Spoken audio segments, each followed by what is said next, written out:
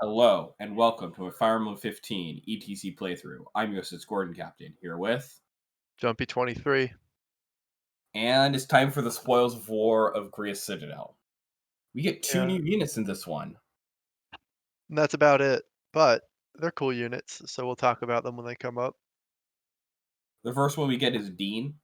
He's a Myrmidon, which is the same class line as Kamui, Jesse, and Saber, so you'd think he'd be bad. But Yeah, all it really counts when you're evaluating sword users in this game is how quick they can reach Dreadfighter. And since Dean joins at level 5 as a class 2 unit, he's the quickest to reach Dreadfighter, so he's the best one in the route.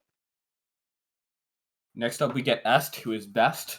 She is a Pegasus Knight, like Paula and Katria. Just like Paula and Katria, she struggles to promote and won't be promoting. However, unlike Paula and Katra, she has 12 base resistance. Which does come in handy even with her super low HP to let her survive some mage encounters that the other two can't. Also, just like Paul and Katria, she flies and can swap.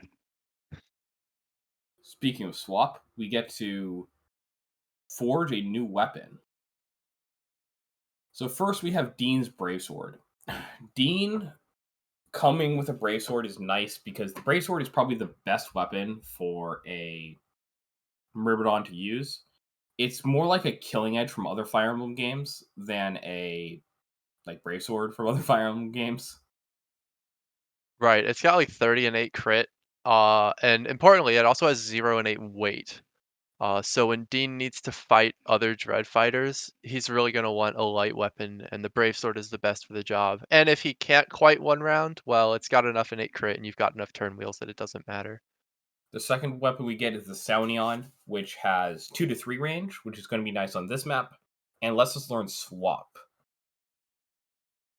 Right. It's important to be able to swap with more weapons because it's really hard to like pass your two leather shields around efficiently. So the Sanyan's really nice, which is hilarious because it used to be a total meme weapon. Also, the 3 range lets us counter Meyer Arcanist on enemy phase if we're clever with our positioning, as Est is about to demonstrate. Yes.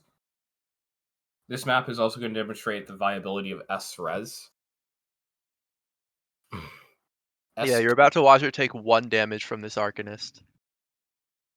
yes. S gets an unnecessary critical. It probably would have been better if S actually double hits that Arcanist twice, but you don't look a gift horse in the mouth when you do this run. Right, that's called reliability.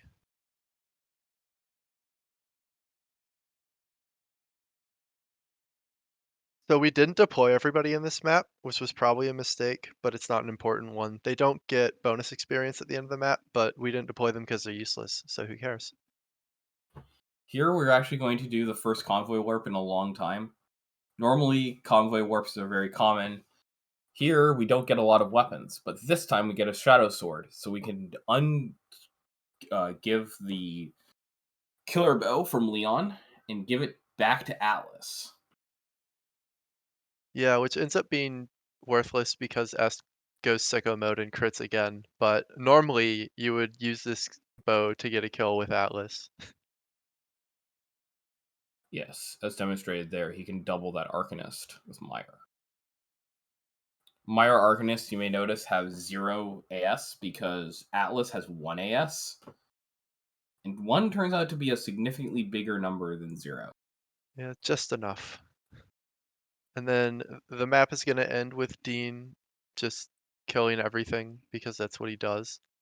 Well, kind of. It's gonna end with him dying and then turn wheel and him killing everything because the turn wheel is a really balanced and cool mechanic.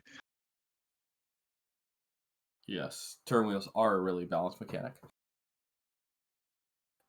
Dean has to crit each one of these guys exactly once, but he has 2 opportunities at doing so. And also importantly, Dean has a high crit rate thanks to his natural skill of 17 along with his Brave Sword. So that was Valley Approach cleared in 2 turns. I'll see you guys next time for Temple of Milla. Yeah.